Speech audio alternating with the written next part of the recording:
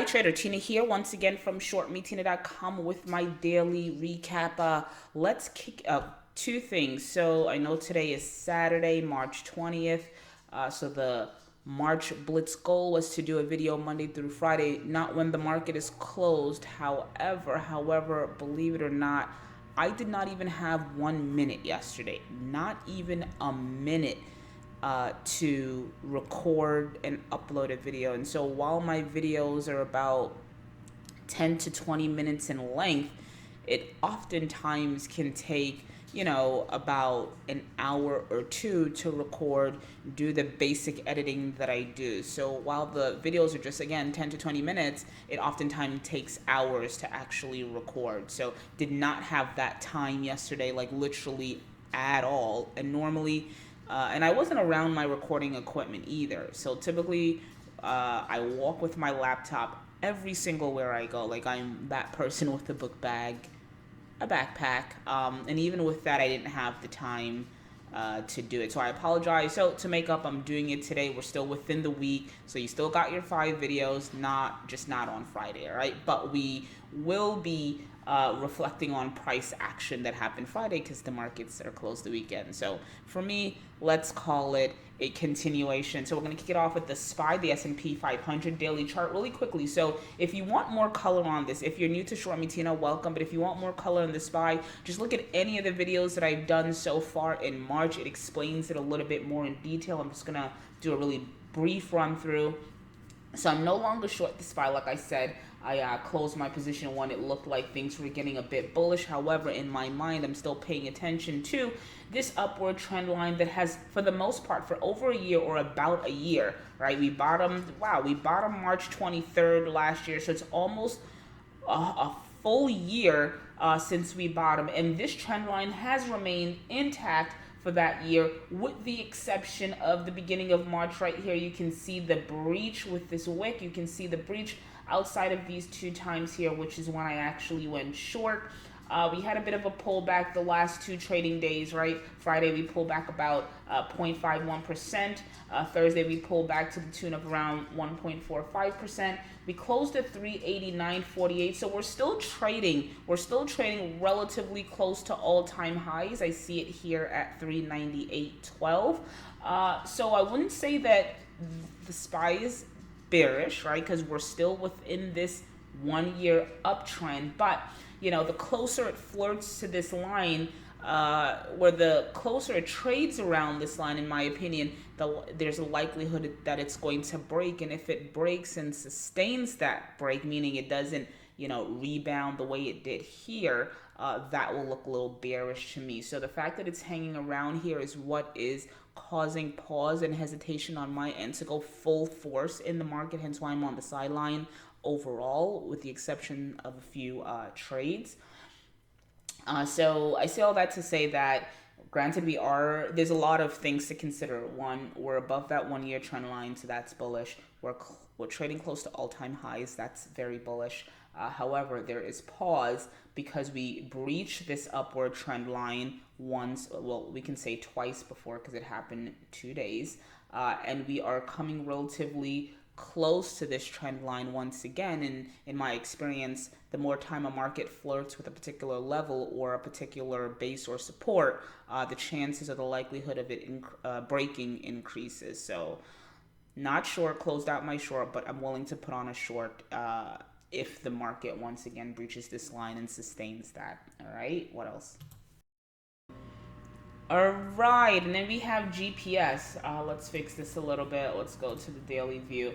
I've spoken about GPS for quite some time. I'm not personally in it, but I do manage monies for friends and families.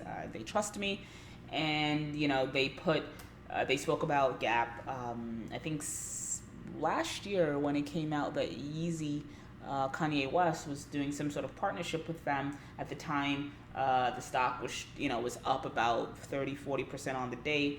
I waited for it to pull back. I think I initiated a position somewhere around here when the stock was trading at around anywhere from 9 to 11. Still in it, and I'm still in it for this particular client because guess what? My motto is, if a stock is doing what it needs to do, then you leave it alone. So the stock from our entry is up about 200% right now. So huge winner in the portfolio.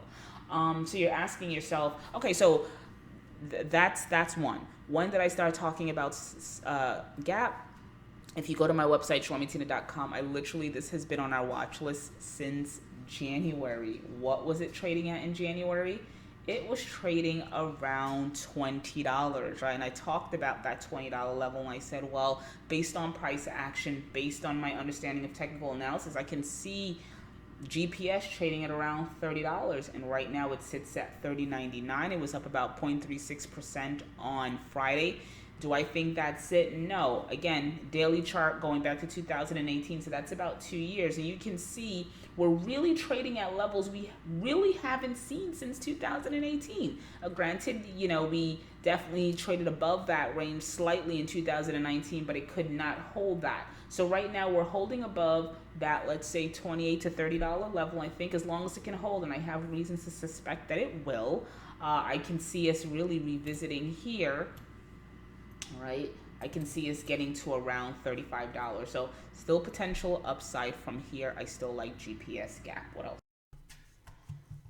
All right, so in real time, I do these things in real time, right? So if you're new to the channel, feel free to look at the first video I did on Facebook within March, and you'll see that I typically, obviously as a trader, you anticipate moves, right? To an extent, it's not up for, I'm not fighting, it's not up for debate, but in a sense that you do anticipate it because you need to anticipate a move because that is going to dictate the position that you put on, right?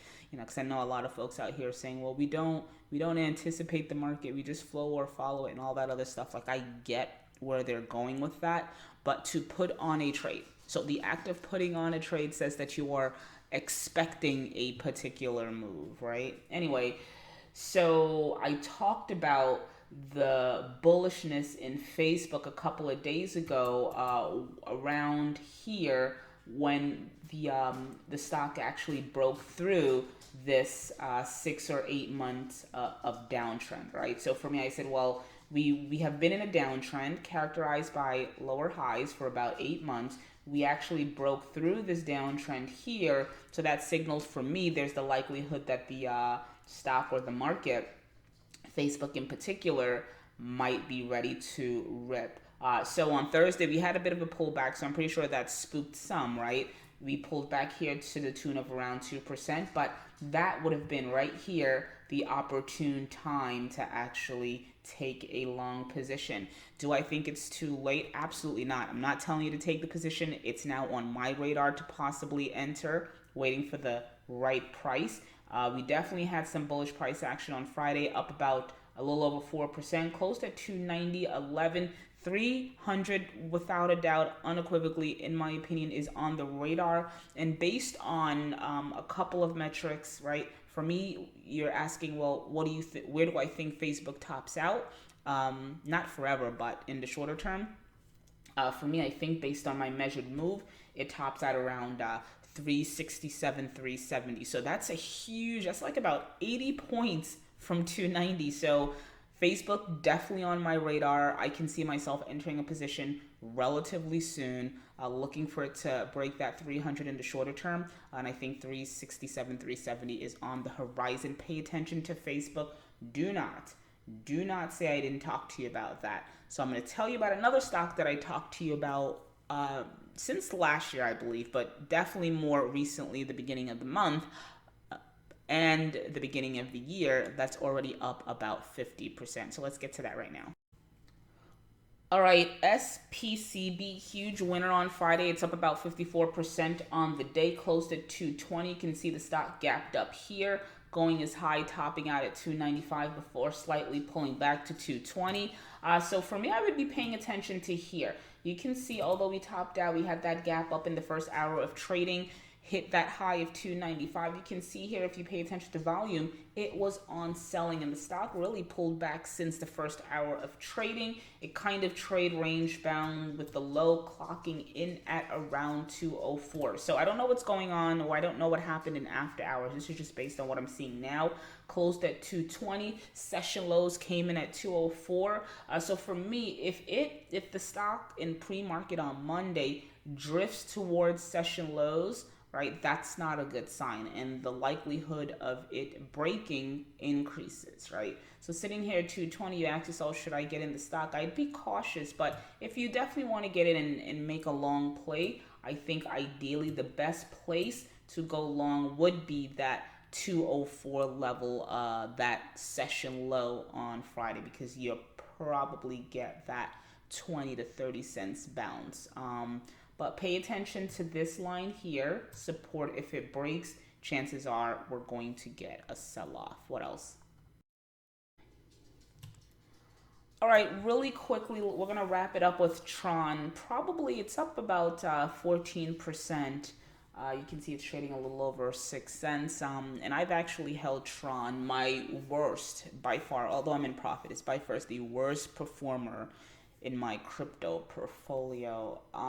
But it seems like it's making a little bit of noise today. I don't really know why, but it's up about 20%. So this chart only goes back to March of 2020, but I've been actually following Tron for several years, so I can't really show you on the chart where price action has been before.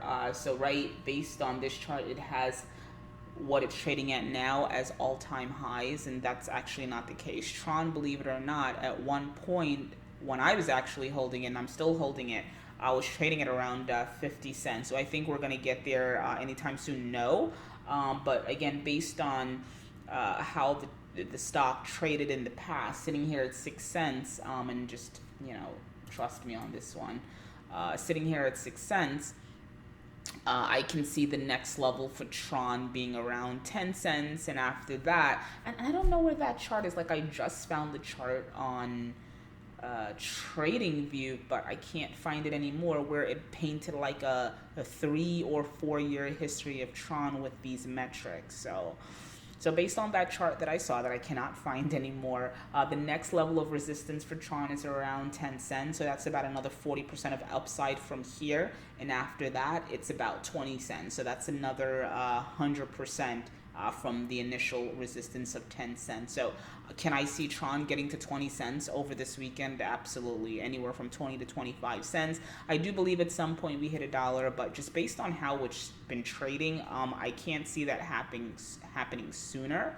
But who knows? Maybe this is the momentum that it needs. And just take note with crypto, I don't trade in and out. I usually kind of buy and hold, and that's been the strategy that I've employed for quite some time. And it's been effective because it has literally trumped what I've done in my equities portfolio. I'm up about over 1,000% since this time last year, within the year. So crypto has been performing, and this, believe it or not, has been an underperformer for me. Anyway, it seems like it's having some signs of life. 40% upside to 10 cents, and I can see this hitting about 20 cents within the next couple of days, probably even this weekend, if momentum continues. All right, so take that for what it is, and we're going to cap it there. Tina here once again from ShortMeTina.com. If you enjoyed any portion of this video, I want you to do a couple of things from me. One, like, comment, share. It definitely helps to get the word out. We don't advertise, and that's really how people find us, by me doing like these analysis and folks actually sharing with their friends, family, and on their social media. That's the first thing. Second thing is, right now what we're doing, probably until forever, is we are hosting a free 14-day trading course on our website, where I detail the things that I've learned trading for the last 20 or so years. I don't charge for it. It's completely free. You just need a valid email address so I can know where to send the course to. So if that's something that you're interested in, if you have 14 days or a couple of days out of your days, that makes no sense, but yeah, if you have a couple of days out of your days to devote some time to learning some basics, right? This is just basic things that I still employ to this day. Then definitely head on over to our website, ShortMeTina.com. Sign up, become a member. Thank you for listening. And as always, thank you for the support. My apologies once again for Friday, but you know that I'm committed. And if I said I couldn't do something, believe me, it was nearly impossible for it to get done. But nevertheless, up on a Saturday, giving you a video, and we will continue March Blitz on Monday. Talk to you soon and enjoy your weekend.